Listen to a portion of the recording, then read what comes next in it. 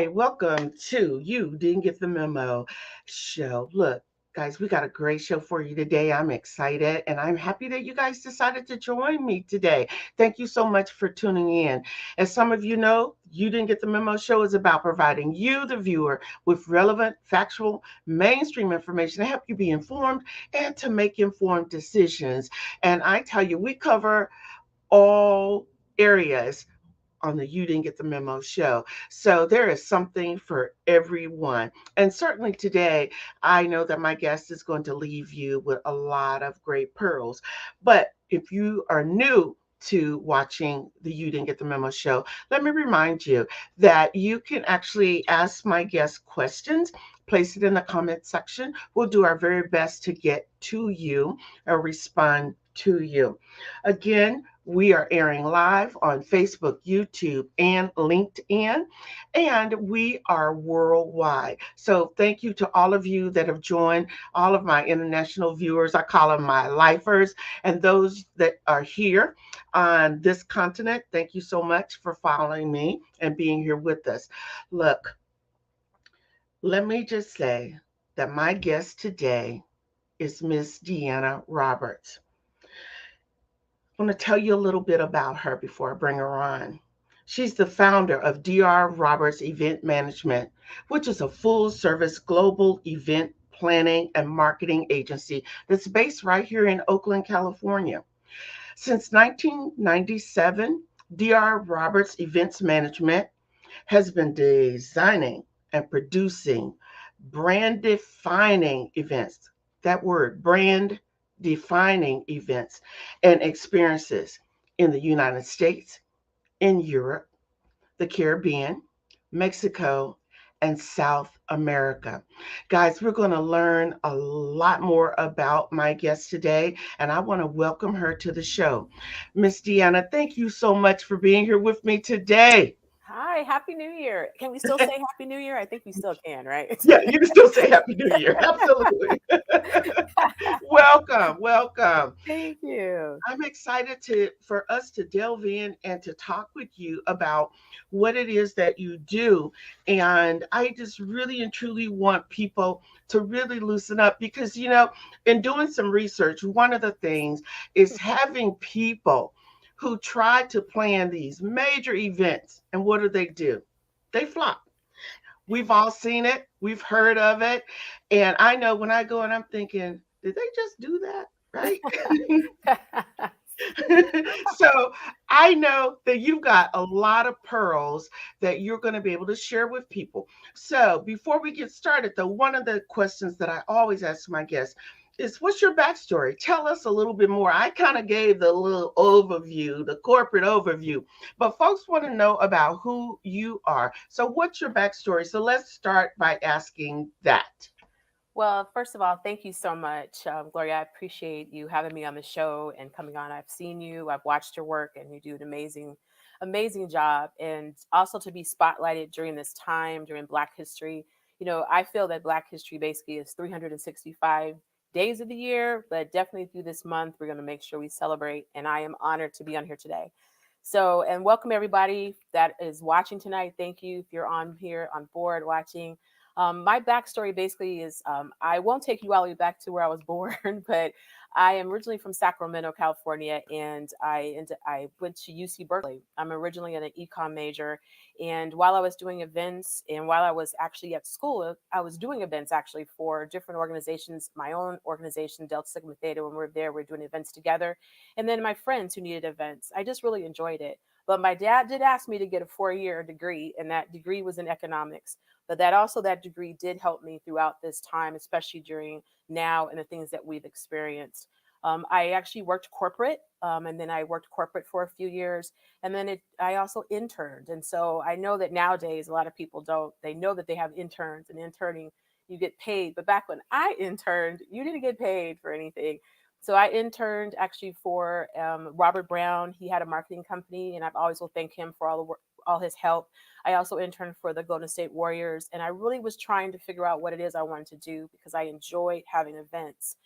Some people might know me out there because I also was a part of First Fridays with my partner Daryl White. I mean Daryl White, and He's still doing it now, but I'm actually moved on to do my event planning. But with all that background and all that, and dealing with networking with people, I just really love doing events. And so I just decided to go ahead and start the company. So and leave corporate America. Yeah. And look, there's a lot to be said about leaving corporate America and stepping out on your own. I love the fact that you said your dad told you, look, you got to get a 4-year degree, right? Yes, he told my sister and I think she's watching as well today. It's her birthday, so happy birthday, Belinda. But Yeah. he told us that we have to have 4 years. That's all I'm asking, 4 years. And he took care of it. So I gave him that 4 years, and I still decided to do a little bit extra what I wanted to do. Yeah. Well, I think that that's fantastic. And you kind of just, your story bled over into one of my next questions was, why did you choose a career in event planning? Because you're econ major, and you did a lot of stuff. And you and I both know in corporate America, you can still make a lot of money, but you're working like a dog, right? Because I'm just being real, Well, authentic, yes, I right? am. That's why my voice is a tad bit hoarse right now, but But it's it's a different when you're blessing. working for yourself, right? Yes, And yes. it's to me, it's a different vibe when you're working for yourself as opposed to working for someone else, and you're calling the shots. And I can tell you, as they say, you're a big boss shot caller, because the Oh, things that you have done, I thank mean, you. it's phenomenal. I said to you when we were just chatting, I'm like, you know what? Look, I'm not gonna ever try to put on anything else myself. I'm calling you. You can call me anytime. You have the hotline. You can All definitely right. call me anytime. All right. Awesome. Awesome. Look, shout out to San Antonio. I see you guys. I see Oh Arkansas. wow. Thank you guys for Hi. being here. I appreciate you so much. It's hard for me to respond back to all of you at the same time, but thank you for being here. So, Deanna, let me Yes, ask you yes. this. When we talk about what it is that you're doing, Hmm. what personality traits or skills do you think are important for an event planner to have? Because everybody that says they're an event planner, they don't have the tolerance for that. Well, So I want to talk about that, and let's bring that out. If anybody is thinking about going into this field, let's be real. You've got lots of experience. You've been doing it for a long time. So what would you say to that? well, definitely. First, I think you said San Antonio, so I wanted to say hi to San Antonio. We did several events there downtown in your convention center, so I love the city. Really, when it comes to event planning, the reason why I do what I do is because I enjoy watching people have a good time. I like to see them excited and happy after, where I bring their vision to life.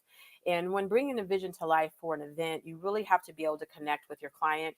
And when you connect with your client, that means that you're not just, trying to go down a line of, okay, I need this checked off, this checked off. You're not just trying to bark orders, but what you're doing is you're connecting with them so that you actually can feel their excitement. The kind of personality I do believe that people should have, and I know there are some event planners that have this and some that are just more a little bit more um, not as friendly. I think some people have ran into that, but I feel like you definitely need to have a personality where you want to be able to communicate with people and network with people and really just listen and see what they want, because really you are I mean, event planning really is kind of what they call a luxury item, because not everybody is able to have an event planner for their event. So when you do get that chance to have it, you want to make sure that person feels special, because there may be someone doing an event that is a smaller one, but they need to get the same experience as if you were doing an event that's like my 10,000 people event. So that's just kind of what I feel they should have. And they need to be able to communicate and be understanding, because it is a lot of work.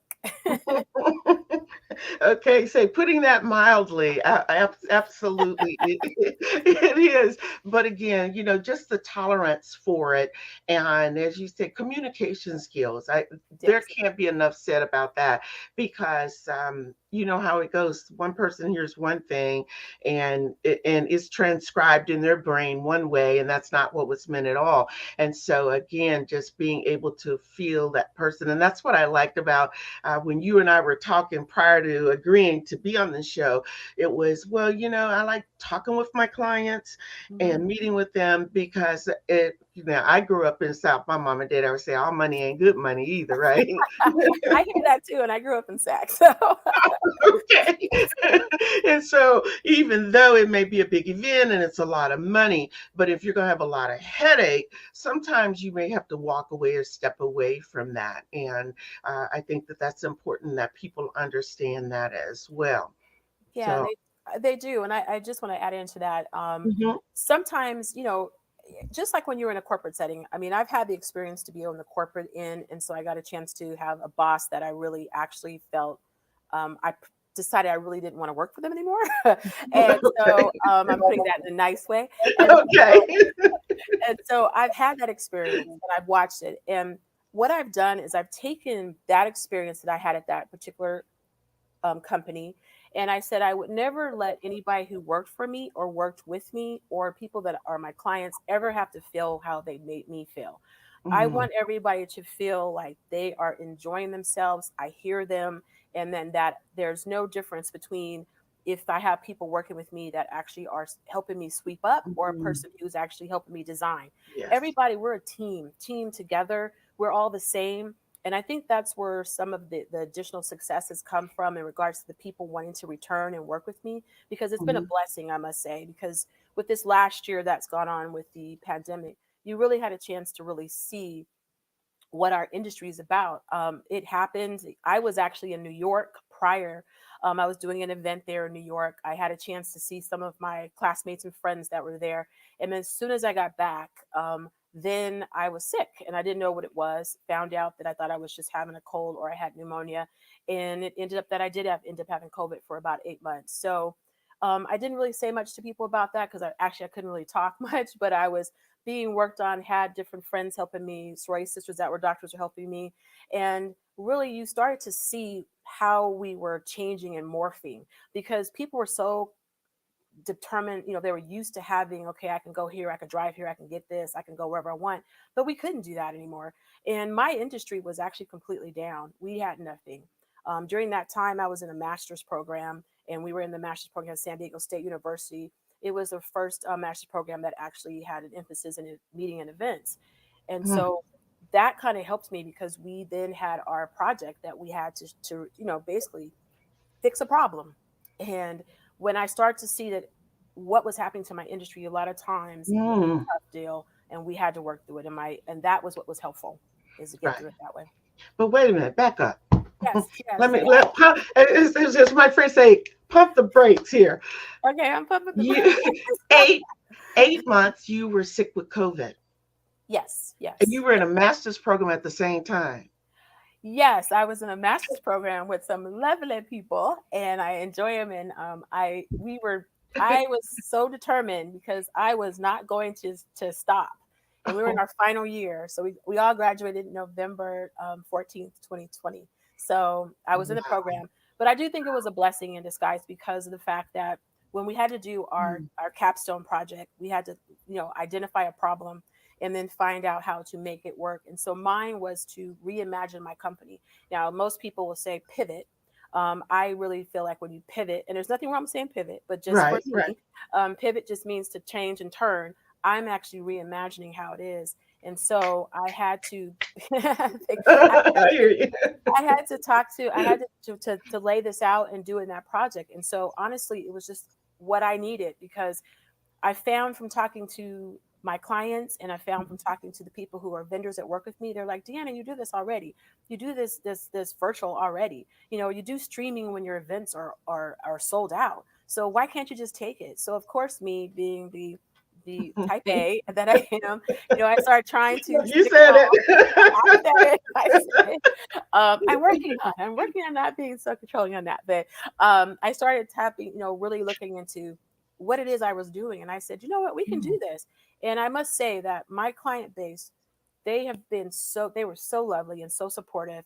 I have to do a shout out to East Oakland Youth Development Center for Regina Jackson because she asked me to do their graduation. She really had no idea what this virtual thing was going to look like. And she let me at it. And I honestly tell you, I enjoy it. I feel like a little movie producer now. I enjoy doing this. And that is how we survive. So we were blessed to continue to work all the way through. I was at the tail end of being sick, finishing my master's, and we were continuously course correcting as we went to make sure we knew how to do this. And we started doing a ton of different virtuals. I had to move quite a bit of my live events over because some of them couldn't do virtuals. But they stayed on board with us. We kept them and posted, and then we were able to do their events this past year. So Oh, that's pretty much how that worked. yeah. Oh my gosh. Well, Deanna, we're going to take a quick break. You Sure. guys don't go anywhere. We are Yeah, stay talking with with me. Miss Deanna Roberts. Yeah, they're going to be here. They're live and in person here. So, but I want to thank you and thank all of you guys for tuning in. We will be right back. Don't go anywhere. Have you ever seen somebody treated unfairly because of the color of their skin? Do you guys know what it means to have white privilege? What is racism and what do you think about it?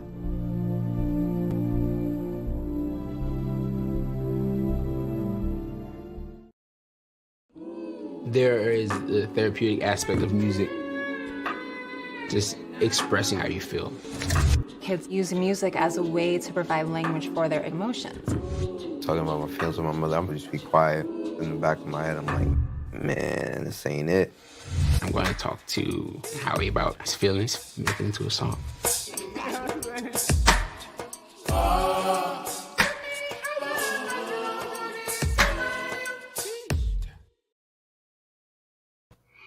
All right. If you guys are just tuning in, you are listening live to the You Didn't Get the Memo show. I'm your host, Gloria Bailey Ray, and my awesome dynamic guest, Miss Deanna Roberts.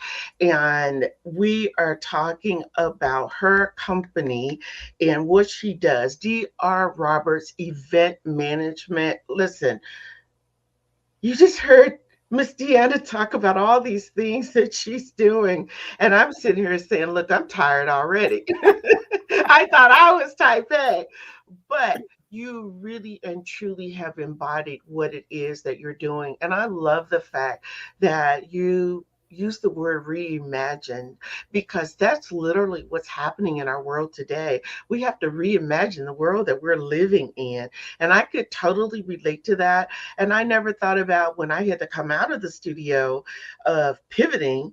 It was like I got to reimagine how I'm going to work all of this and to do this. And I thank you for really expounding on that and talking about it because that's so real.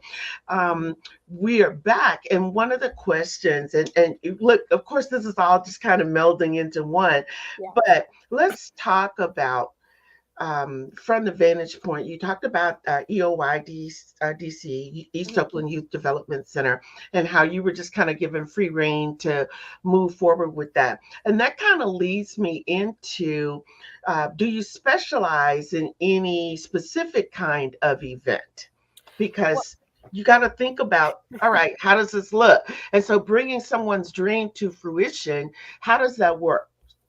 well, we do not specialize in just one type. So Okay. just the kind of person that I am, and as you know, I do a lot of things. Um, Okay. I just felt like I didn't want to. I like to keep busy, and for me, what that meant is I need to do things that I love, and I need to actually do events that I love. And when I was starting off, I did a lot of weddings, and I still do weddings. And then I moved on to really because I have a passion. I'm really a sports head. I love sports. I love basketball, I love football. And so I was like, I really want to get into the sports area as well. But I didn't want to work for a franchise. And then I also do conventions and I do corporate events and I do galas. And so for me, doing a little bit of everything is what I enjoy. And to some people, that may be a little bit of chaos for them. But to me, I like that. So, like right now, I can tell you I'm working on a conference. I'm working on a virtual event for the San Francisco Black History Celebration at the end of the month on the 23rd for the Honorable Malia Cohen and Mayor Breed. I'm also working on I just did a gala for Regina Jackson's retirement this past Saturday. I'm working on several different things. I also have a retreat that we're doing. we're just doing a little bit of everything, because what that does is I enjoy those things. And when I enjoy them, then I can really think and be creative. And so we don't just specialize in one. We can do any event you have. So that's what we are. And now we're going to start doing maybe a movie or two, hopefully. Oh, all right. I like that. More to come on that for Yes, sure. more to Yeah. come, more to Oh, come. wow. I thank you for that, which leads me into the fact that let's back up a little bit. So Mhm. when you're planning an event, we Yes. know that first of all, you said that you need to meet with the client or clients. So walk us through what those steps would look like for people who are, and like I said, we've got Texas all in the house. Thank you guys. Uh, Texas. so if they wanted to hire you, let's just start with just the general process of what would be the steps if someone wanted to plan an event. Well, what happens is that we actually will get a call from some people. And what I'll say is that we have been one of those companies where we've been, and I always say blessed, because basically I know where my blessings come from. And they will refer me. So I've had a lot of referrals. And when we get the referrals, it's the same as if there's someone that goes on our website and emails us. We will set up a consultation for them and try to walk through and find out what it is they're looking for. A lot of times people are coming and they'll say, I just want to do, like, for example, at the end of last year, we did a huge birthday celebration for a client of ours in Napa. She wanted a 4-day event. And so she just said, this is what I'm thinking. This is what I want. Can you tell me how we can get this done? So then what I'll do is take that and then create some examples of events that I think will work well for what she's thinking. And then we'll start to walk it through. We'll work through a budget. We'll see what it is their budget is looking like. If their budget maybe not fit what it is that they really want to do, that happens a lot. We always want to have a little bit more than what we have in our budget. Then we can use our resources to try to figure out how we can make that happen for them within their budget. And then, so we just take it from there, have our meeting, talk it through. Once we get ready and decide that this is what we're doing, we have our budget, Dr. Roberts of the management is who you want to work with, then we, of course, sign the contract and we get going. So that's really how it works for us in watch we do it. We make it easy and fun. I don't like to do it where it makes it just too hard for on our client. Right, right. Definitely difficult.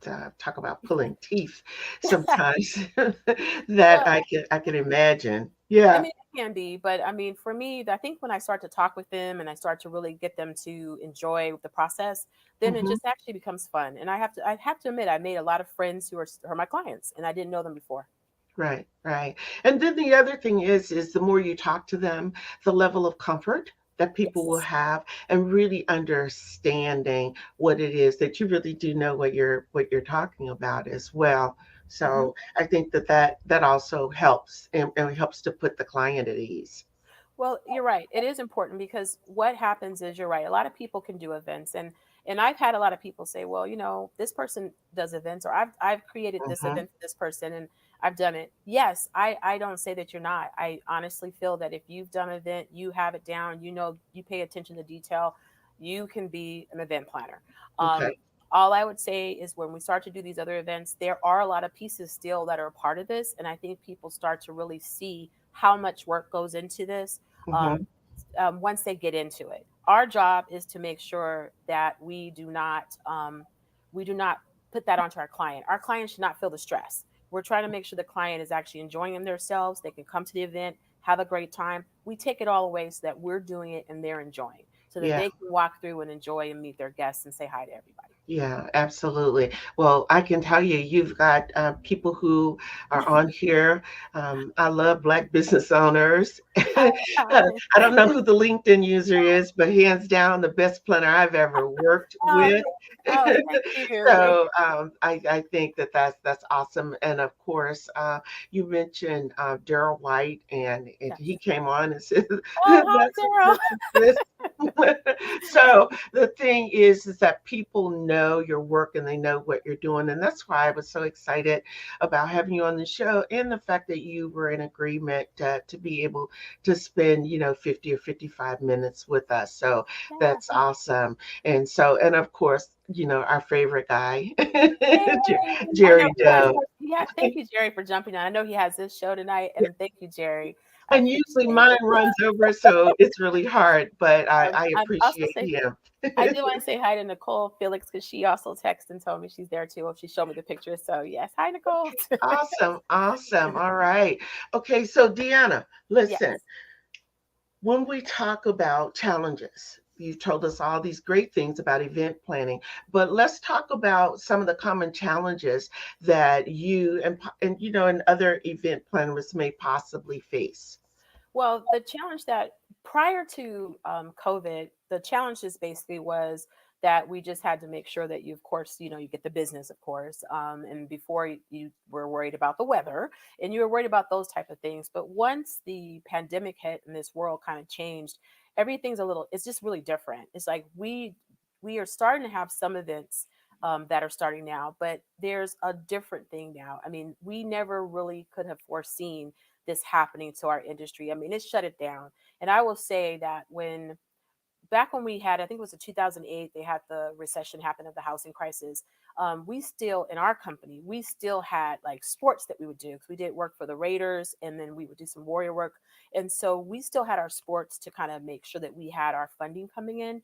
But when this happened, the pandemic, when sports said, "Oh, we're not having any sports, not having anybody there," that actually really then hit home because we're like, okay, if the sports goes, that means this is shut down. And so what is happening now with a lot of my colleagues is that they had to really see because their companies either closed or they really had to kind of really look and start to see really what they wanted to do because there wasn't that many jobs that were coming back into the actual event industry. So that is the challenge now. And then you had to really jump on it and start to learn additional things. So if you didn't know how to do virtual, you really had to figure out if you want to do virtual. If you didn't want to learn how to do virtual, then you needed to figure out another way that you would bring in money to do events. And I know that all my colleagues really enjoy and love doing events. And there are several ways, like I own the company. And the reason why is because I wanted to be able to control the narrative, control how it works for me. There are a lot of my colleagues that are awesome and they work for companies and they actually help make those companies have amazing events and make money. So with all that, when the company's closing, they were making it smaller. And then people were getting more and more certifications, trying to make sure they can stay relevant.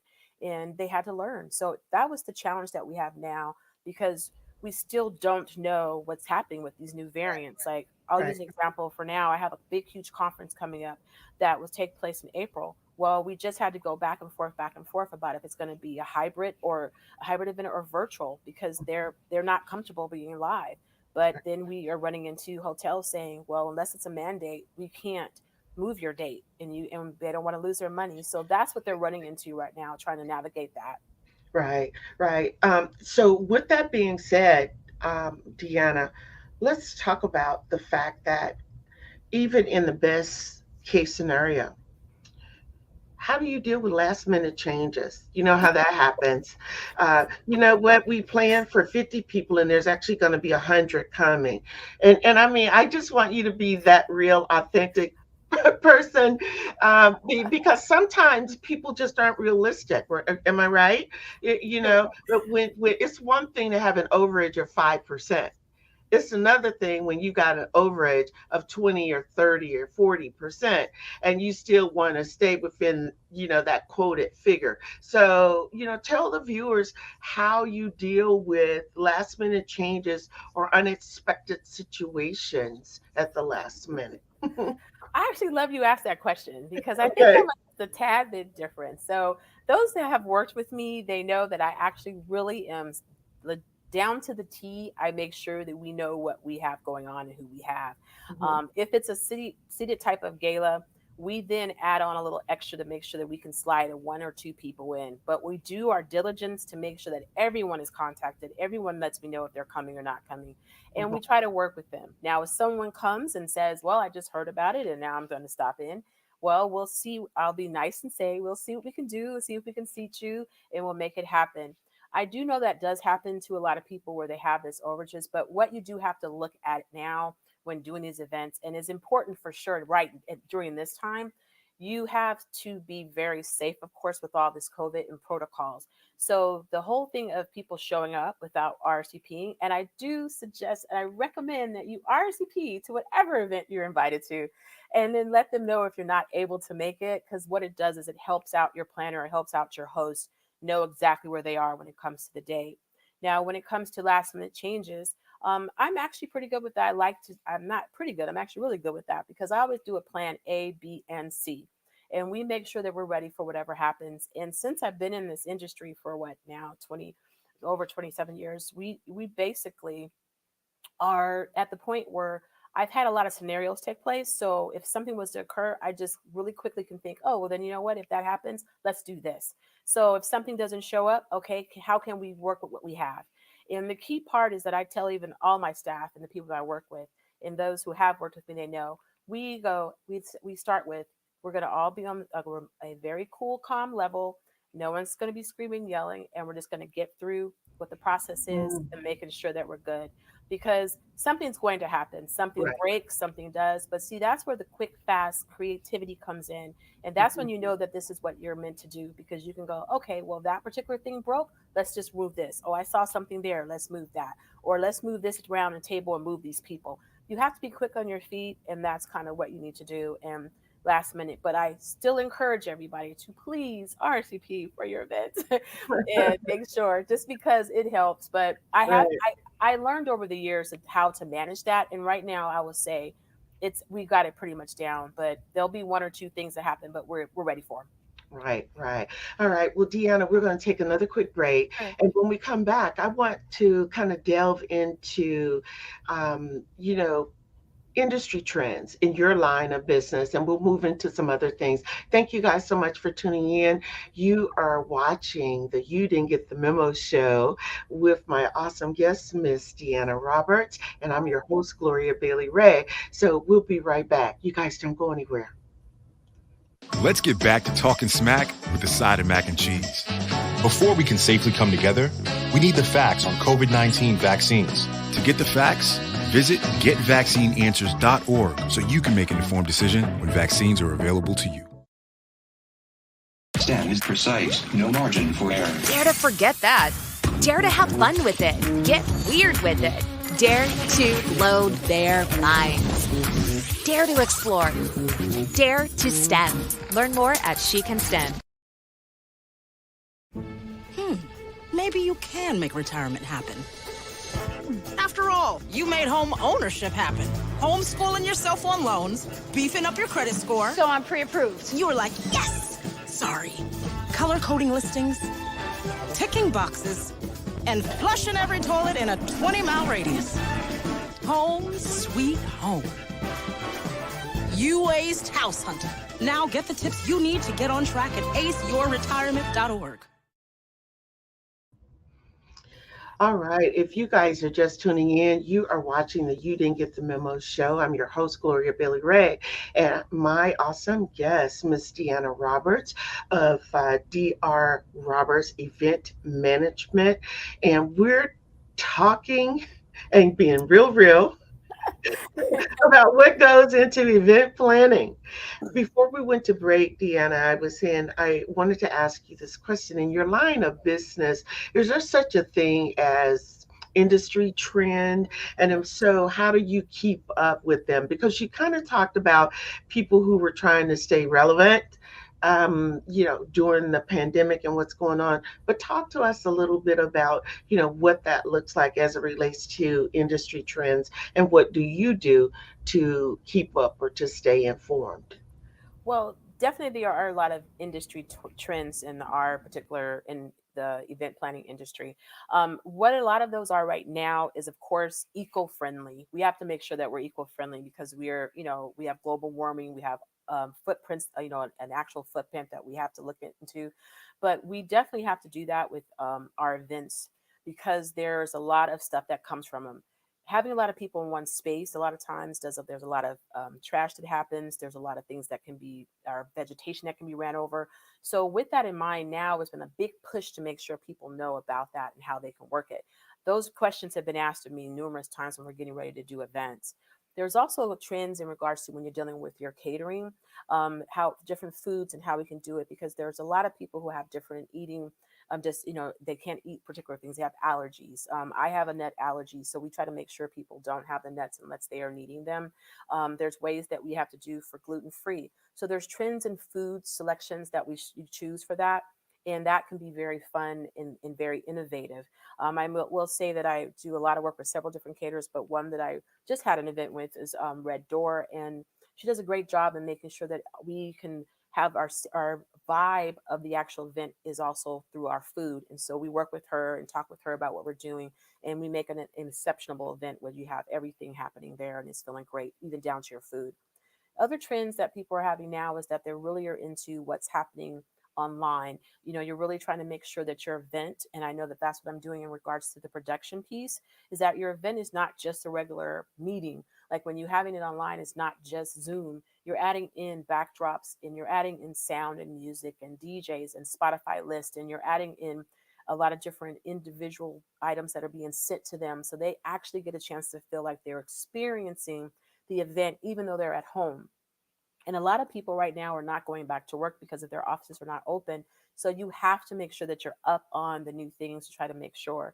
Some of the things we do is that we make sure that when you are watching an event or you actually are part of the production, you either are reaching out to other small businesses, because that is important to make sure you continue to pass it forward to other small businesses while we're doing an event where you can order food from them, or we're sending a box full of items that were made of, like, right now we're doing one that's all African American owned women that are in this box.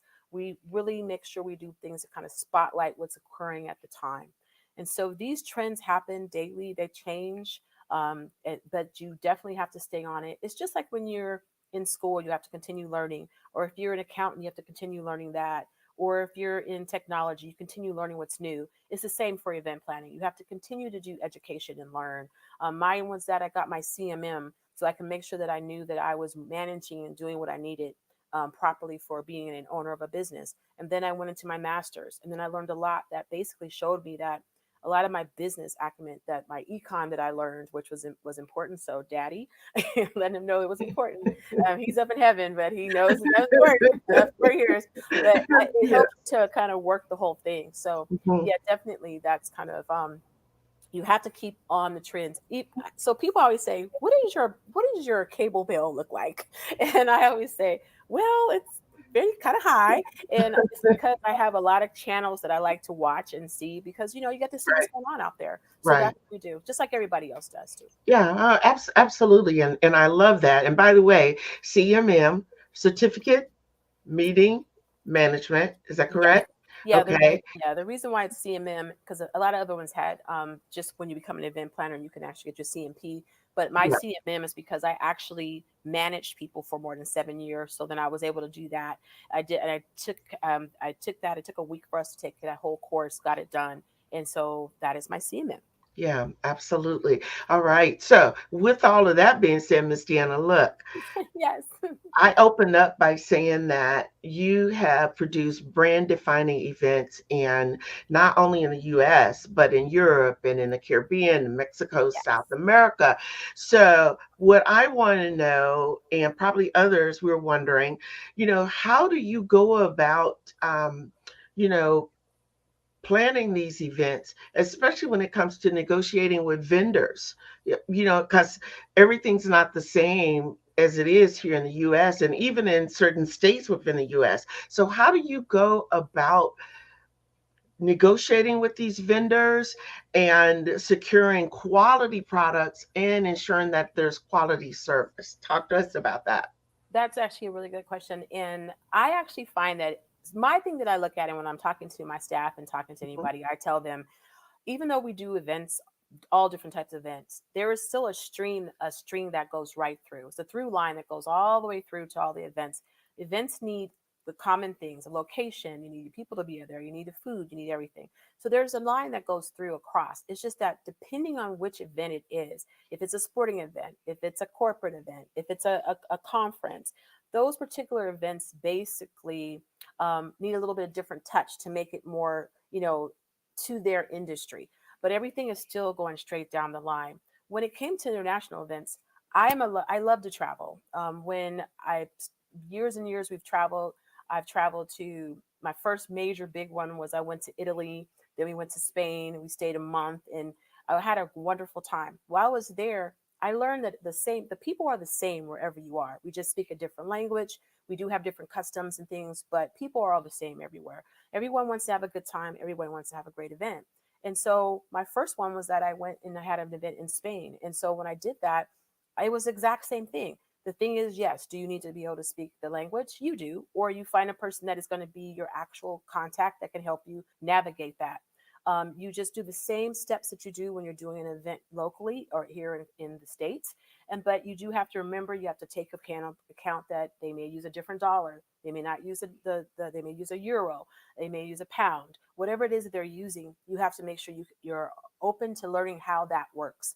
But otherwise, it is the exact same event. All the events that I've done over the country, all around the country, they have been the same. I just added the flavor to it, their flavor. Then I gave them a little bit of United States flavor so that I can pull what I have into their event. And they always seem to love that. So it is the same.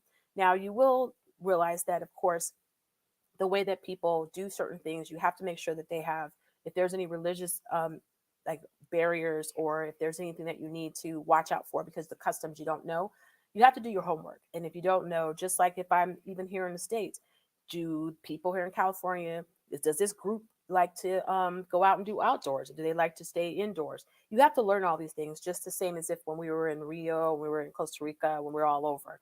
So you just have to be diligent, and you have to do research and make sure you understand where you're going, and then just apply what you know. And then it does not hurt to ask for assistance. And that's why you have what they call those destination managers, because what they do is they're there, they know how to negotiate. A prime example is when I had to go to Costa Rica before the Mhm. pandemic hit. We needed to check and see for a conference that we're going to do there, and I needed to check out some locations. So what I did do is I connected with someone that I met that was there. They helped me get in, and then from there we took it from there. So that's kind of how it was, and I knew what I could and could not do, who I needed to reach out, what vendors. That's what Mhm. you need to do, and you can do events anywhere you would like to do them. Yeah. Oh, wow. That's fascinating because I was really interested to find out. Now, how are you dealing with that? So, thank you for for sharing that because that's important to know. But I still want to come back and say for anybody who's want to have a destination wedding, destination anniversary, who wants to have a destination Yeah. graduation, whatever that is, if you just want to have a girls' week getaway, look, you want to be sure and contact Deanna because she's got the goods. She's got it all going on. So that's the nice thing. So with that, Deanna, let's talk about you're juggling a lot of balls. No question about it. And keeping everything up in the air and moving. So, in your industry, what tools do you use for organizing events? Because I can't imagine you just try and do a Google Calendar. No, you're right. Okay. And I, well, and you're right. And I'm going to actually be really honest with you. So Okay. as we were going through, we'd always did a lot of stuff on, Excel spreadsheets. We also tried to use certain things, but of course, as time has gone on, we've had to kind of evolve here. Right. So there are a lot of different kind of softwares that you can use. There's Airtables. There's just several Mm, different things that you can do that help you. And Asana. There's just these areas are project management skills. That people use them when they're project managing their corporate America. We use those, but how we work it and do it differently is we have one for each client.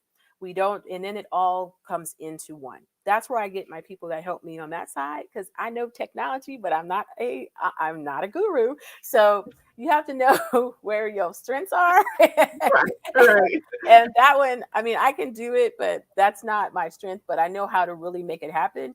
And Mhm. they just kind of help me put those things together. So we had just introduced into now using Airtables, um, Mm, ClickUp. There are several different ones that we're using, but different clients use different things. I have clients that use a lot of Google Docs, a lot of people who use Dropbox, a lot of people use Microsoft.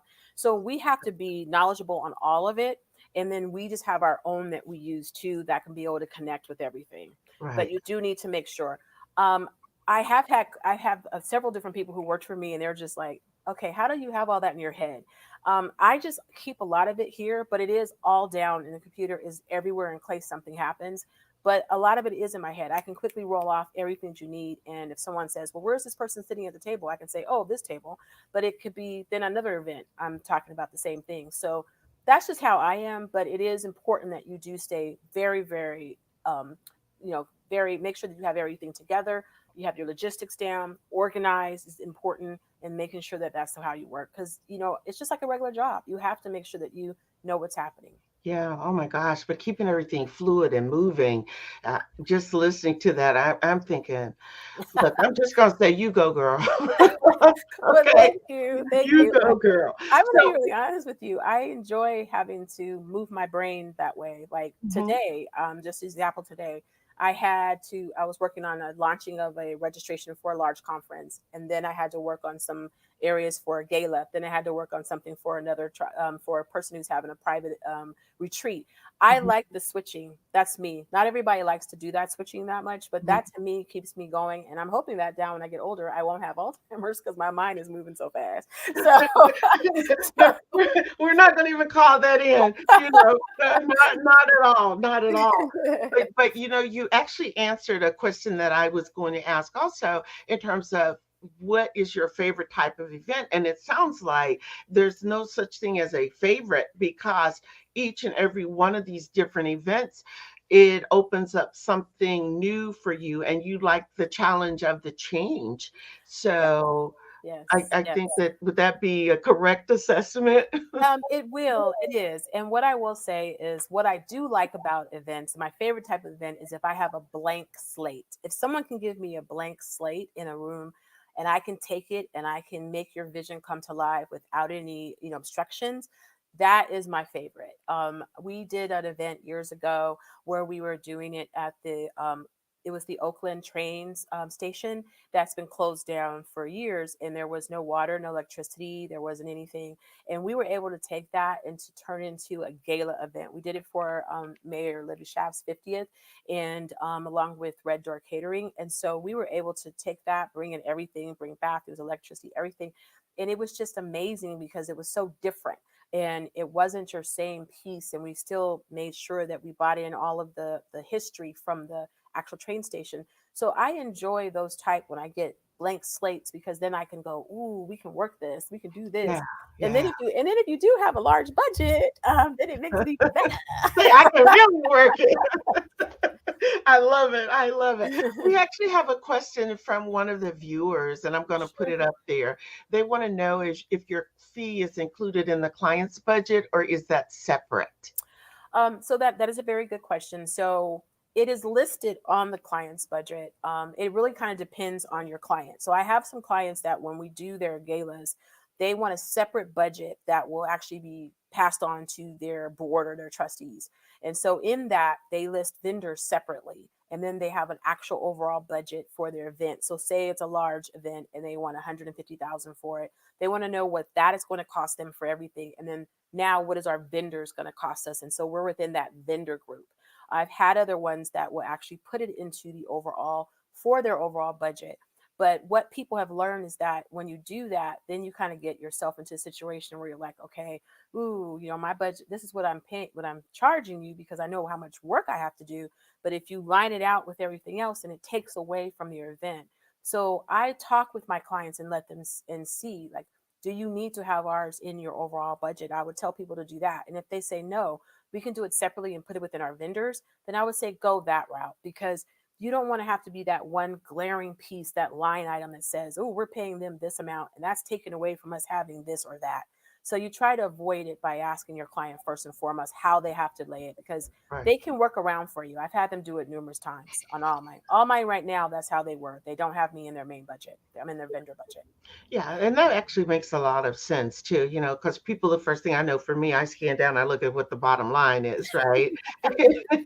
So, and sometimes it's more palatable if it's separated out and you're looking at it.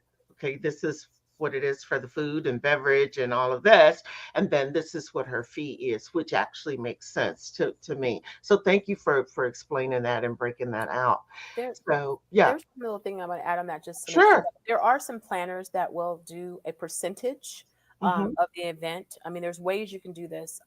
They'll do a percentage of what the overall fee is. Then that is when your fee is in the budget because you're now doing a percentage and they need to see, well, if I'm doing 20,000, if I'm doing 60,000, then she gets however much percentage. I don't particularly do it that way. I actually will say, this is what our services are and what we can provide you. We need you to look and tell me what it is that you want for this event. This is what our fee is, regardless, because as you know, as an event planner, and as you know, just into anybody, when you start doing some work, there always ends up being more that you have to do.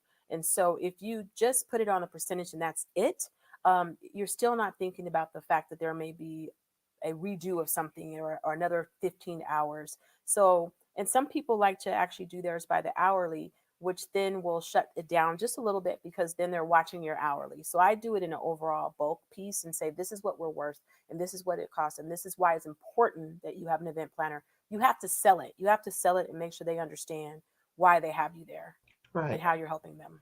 Right. Okay, Deanna, we're going to take another really, really quick break. Sure. And when we come back, I want you to talk about how you measure the success of the events that you have. Okay. And you guys keep your questions coming. I want to thank you so much for tuning in, but we're going to be right back. So you guys don't go anywhere. Thank you for watching the You Didn't Get the Memo show with your inspirational host, Gloria Bailey Ray. It's your contributions that make this happen. To become a sponsor, send an email to youdidn'tgetthememo@gmail. That's the letter U, didn't get the memo. If you're not in a space to be a sponsor, but you like what you hear, we simply ask that you support what you like by making a contribution to the show. There are 3 ways to make an online donation. Visit paypal.me/Gloria Bailey Ray or Cash App or Venmo, Gloria Bailey Ray. Give what you can. Your support is appreciated. All right. I want to thank you guys so much for hanging in here. We have been talking with Miss Deanna Roberts, and Deanna, I just have to share this comment from one of the viewers. I know that she's out of Arkansas. She says, a very together business lady. I Oh, see that thank she has you. prepared herself. So, absolutely. So, thank you so much for that, Miss Lawson. I appreciate it. And that's what we strive to do here at You Didn't Get the Memo is highlight people, especially people of color, and what it is that they're doing. I'm with my guest when she opened up and said to me, Black history is 365, 7 days a week. And I live that, but we're taking what we have for the month of February. And I always love to try to find those individuals that have always kind of been a little, I need to pull some strings to get them over here. And it's exciting to be able to have Deanna on the show. So I'm glad that you guys appreciate her input and what's happening. And then we have one viewer just said, I need to bring you back. Oh, thank you, Alan. Thank you. Thank you. She comes to Texas, by the I way. do. Speaking of that, I just got a text from Misty, my friend Misty Helms. Well, Misty Helms Chadwick. She just got married. I did her wedding for New Year's Eve as well, so I want to say hi to her. And then my other client, and he's a friend, John Johnson, also just text too. So he's here in Oakland though, but I did his big 40th birthday as well. Oh, awesome. Awesome. So, I mean, talk about the love. And I just really and truly appreciate that, Deanna. Before we went to break, I just said, I'd like for you to tell our viewers, how do you measure success of the events that you have? And in the same breath, I'm going to ask you, how many events do you plan a year? Kind of a ballpark, because look, I could see that calendar over there full. But let's first start with just how do you measure success of an event? So, measuring success to me in regards to success, of course, when you sit down with your client, if I want to look at it from that perspective, I want to look at it from an actual business perspective, Success is basically when you sit down and you say, okay, this is what we want to do and make sure our outcome. What is our outcome? What is our return on investment? And so our return on investment will show what we're putting in and what we're going to get out. What is our goal that we want to make sure that when we're doing this event that we raise? Are we trying to raise 150,000, 1 million? What is our goal? So from a business perspective, because of course, when you do an event, you're trying to, when it comes to corporate or other things, you're trying to make money. How we look at the success is basically how the process went. Did we get all the areas taken care of? Did we meet our numbers of individuals coming? Did we make the money that we needed to? Or if we did not make that amount of money, is there other opportunity coming in that actually is coming from sponsors or other people that see the event that really feel like they want to invest next year? So success basically is looking at how you actually laid out your plan and your strategy. If you followed that strategy, then I feel that that's a success. If you then made the money and hit your goals, then that's also a success. But even if you do not hit the goals fully, but you received additional sponsors or people who want to come, then you have to look at that as a success as well. I also look at a success for me too is when everyone is happy at the end. You had a very good event. People had a wonderful experience walking out. They are talking about your event. They're talking about your organization. They're talking about the wonderful wedding or the wonderful party. That's successful too. So, and that will also then get you additional clients. That's where I say now, like the people who have been so wonderful watching today that are friends that are clients that actually have referred me. And that to me is considered a success. I do put my business hat on. I put my econ hat on. So I started off with the money, but also successful piece is how you laid it out and if you followed the strategy. Hmm. Okay, awesome. Thank you. And so that question that we're all wanting to know, how Yeah. many events do you plan a year? Even during the pandemic and with the shutdown and what you went through.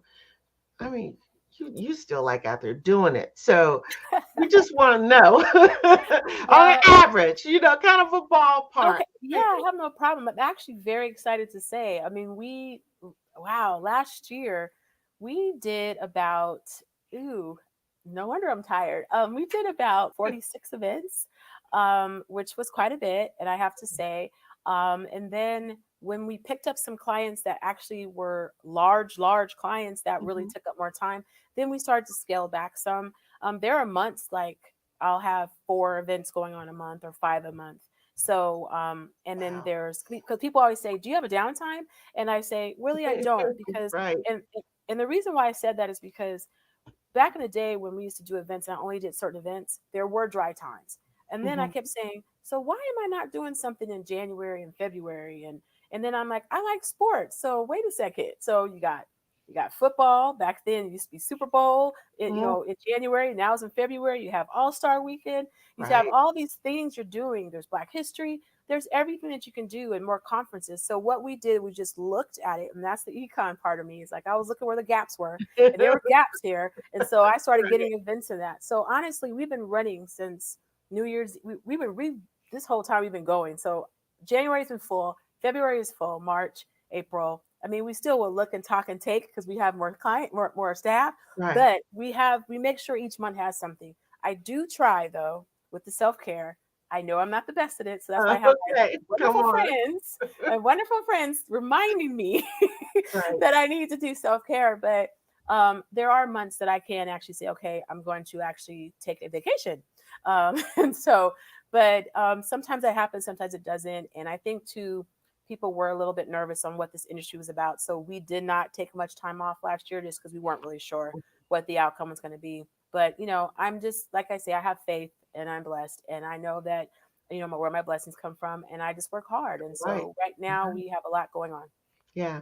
So, Okay. So I noticed that there are some photos behind you, yes, and where, over just there. okay, briefly, yeah, tell us what's happening because you're talking about some downtime. You had to have some downtime if you go out Okay. doing some mountain climbing. All right. So for me, downtime is catching a Warriors game or my Raiders. Yes, I still love my Raiders, even though they're in Okay. Vegas. Okay. And I definitely like to go do that. But then, of course, I'm very adventurous. I've done 10 triathlons. I've done 11 half marathons, and I did those in honor of my dad. My dad passed of cancer in 1997, so I did that in honor of him, and it's my way of keeping connected and keeping myself in check and physically. But I also then decided to go climb Mount Kilimanjaro. So yes, that's the pictures you see right over there. That I went on a trip and I went to Tanzania, had an amazing person that ran our whole trip. It was just two of us. It was amazing, scary. Yes, there was times I thought that I was not going to make it back, but it was something when you got to the top of the tallest mountain in Africa, and I felt like I was having a conversation with my ancestors and also to my dad. Oh, awesome. And so yeah, that's what I did. I did that 4 years ago, and Mm. yeah. So now, of course, I was looking to do something else, but then the pandemic hit. so so yeah. Oh, well, everything comes full circle for sure. It has been, the time has flown by, Yeah, and thank you. I just have to just ask you this one last question, Deanna. What is it that you want people who are watching the show today to take away? I'm just letting you have the floor there. Okay. Well, the main thing I will say, and it has nothing, it's in any industry, and just even if, however your life is right now, this pandemic really is a chance for you to actually self reflect and see what's important to you, your family, your friends, or what's really important. It lets you slow down. And what I would say and take away from all this and showing that if stuff happens and you can't seem to keep moving in the direction that you're moving, it's nothing wrong with making a turn. I also heard that basically I was watching a TD Jakes actually Sunday, and he said the same thing. Making a turn doesn't. You can always make a turn and make sure you continue to keep growing and growing. Never stop. You can always have a plan A, plan B that goes into life as well. And that's what happened for us. And also believe in yourself, because once you believe in yourself and have self love, then you know that you're worthy. And that's how I was able to say, oh, I do this anyway. So let me keep going. And then I trusted that people really would kind of basically like it, and they do. So I'm very happy that my clients stayed on. I want to thank them for really staying and supporting us during this pandemic. But definitely make sure that you take time and realize what's important, because you need to do that, and that's important now because life Yeah. is short. Oh, yes, absolutely. You can say that again. So, Deanna, thank you so much for being here. Don't you go away, all right? You hang with me for a moment, all right? I want to say to all of you who've been tuned in, first of all, let me just thank you guys so much. It really means so much to me that you hang in here. And I'm going to encourage each of you to be sure and utilize Miss Deanna or Dr. Roberts event management for all of your event planning needs. You see that she's all over, she's worldwide. And so, why not? Let's support. That's one of my hashtags. Support Black business, support Black entrepreneurs. I want to again just say that when we think about, just think about this.